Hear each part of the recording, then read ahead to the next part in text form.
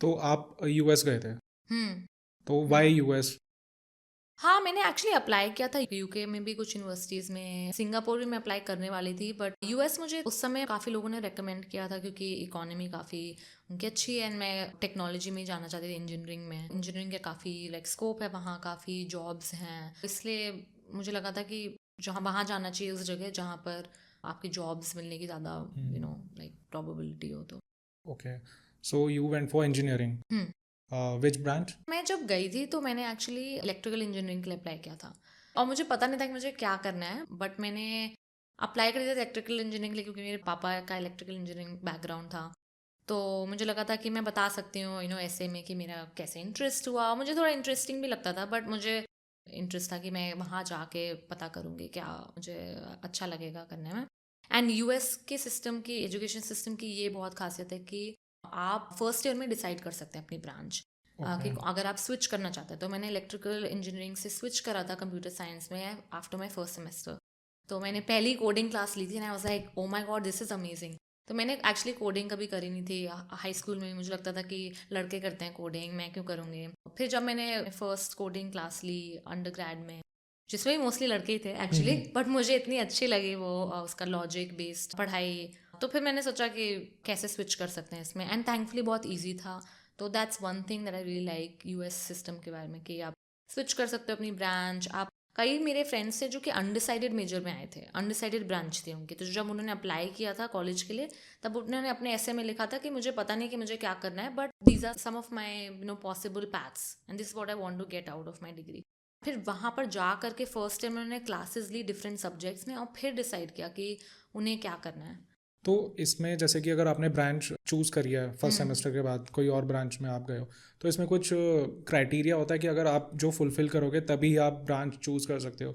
क्योंकि इंडिया में ऐसा है हम्म। कि अगर आप फर्स्ट ईयर में किसी डिफरेंट ब्रांच में हो, तो आपको मिनिमम 75% मार्क्स लाने पड़ेंगे, तभी आप कोई और ब्रांच चूज़ कर सकते हो। हम्म। तो यूएस में भी ऐसा होता है? डिपेंड करता है कॉलेज पे। मेरे कॉलेज में जॉर्जिया टेक में मैं पढ़ी थी, Georgia institute of technology Atlanta Georgia में।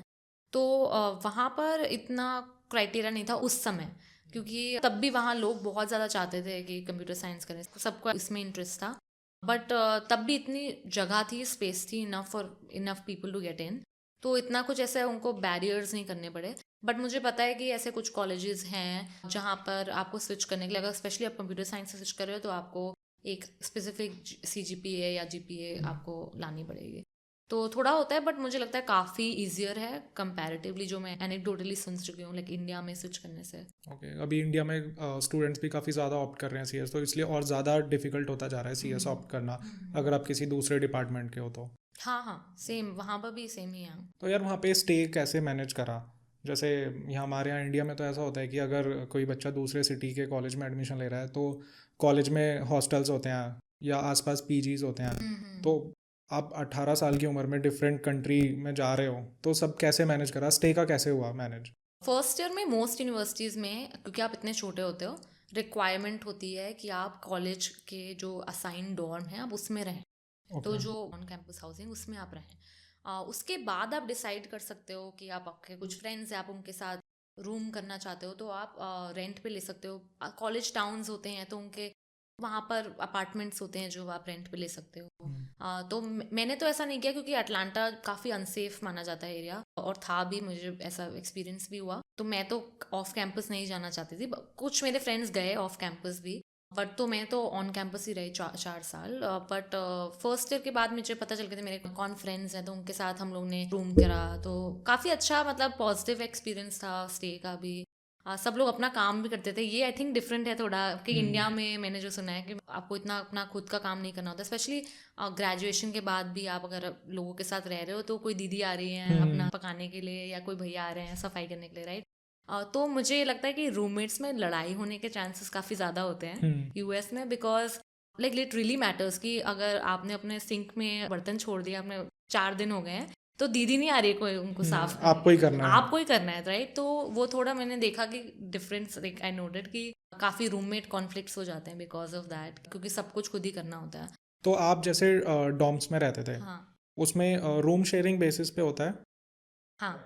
तो उसमें जैसे आपके पास ऑप्शन होता है कि आप चूज़ कर सकते हो कि मेरे को इसके साथ शेयर करना है, कि जैसे अगर कोई इंडियन स्टूडेंट है हम्म। तो उसके पास चॉइस है कि वो इंडियन स्टूडेंट के साथ रहेगा, या फिर अगर किसी इंडियन को दे दिया कि आप अफ्रीकन के साथ शेयर करो तो वहाँ पे क्लैशेस हो सकते हैं। हमारी यूनिवर्सिटी में ऐसा था कि आप स्पेसिफिक लोगों के नाम भर सकते हो। ओके। आप ऐसे नहीं चूज करते कि मुझे इस कल्चर का बंदा चाहिए, वो थोड़ा डिफिकल्ट होता है। बट अगर आप वैसे इंडिकेट करना चाहो कि ये बंदा मुझे पसंद है, ये मेरे फ्रेंड है, मैं इनके साथ रहना चाहती हूँ, तो दैट्स टोटली फाइन। जो मेरे बेस्ट फ्रेंड्स अभी वो एक्चुअली सब रूममेट्स थे मेरे, तो उससे से हम लोग की दोस्ती स्टार्ट हुई, तो वो तो टोटली फाइन। नॉर्मल वैसे कॉलेज लाइफ में जैसे हम लोग क्या सोचते हैं कि अगर कोई बच्चा अमेरिका गया पढ़ने तो उसके तो मज़े हैं कि वो कॉलेज लाइफ ना एंजॉय कर रहा है, कि आए दिन पब में जा रहा है, ऐसा होता है क्या वैसे?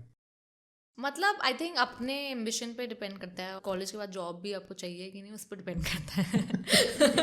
ये अगर भी सही आपको बात जॉब है। चाहिए, इंटर्नशिप चाहिए, तो आप काफ़ी काम करेंगे मुझे लगता है। मतलब कई लोग होते हैं जो कि बैलेंस स्ट्राइक कर लेते हैं, मैं उनमें से नहीं थी अनफॉर्चुनेटली। तो मैं तो पढ़ती रहती थी अपने कॉलेज में काफ़ी। जॉर्जिया टेक थोड़ा डिफिकल्ट भी माना जाता है कॉलेज, काफ़ी एजुकेशन फोकस, काफ़ी कंपेटिटिव भी था। तो इतना ऐसा एनवायरनमेंट नहीं था पार्टी स्कूल जैसा। बट काफ़ी स्कूल्स ऐसे डिफरेंट भी होते हैं, तो रियली डिपेंड्स, हर कॉलेज का कल्चर अलग होता है।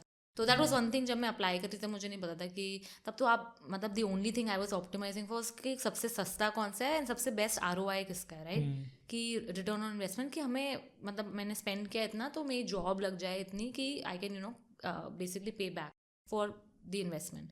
तो आपका सिर्फ एक सिंगल हैंडेड वो होता है आपका क्राइटेरिया, उस पर आप ऑप्टिमाइज कर रहे होते हो। तो आप ये सब नहीं सोचते हो कि कल्चर फिट कौन सा बेटर है। बट आई विश, मतलब ऑब्वियसली अगर आपके पास इतने रिसोर्सेज हैं, इतने प्रिविलेज है, तो आप मतलब अगर आप कर सकते हो तो एब्सोल्युटली कंसिडर कि आपका कल्चर फिट किस कॉलेज में रहेगा, बिकॉज सबका डिफरेंट होता है।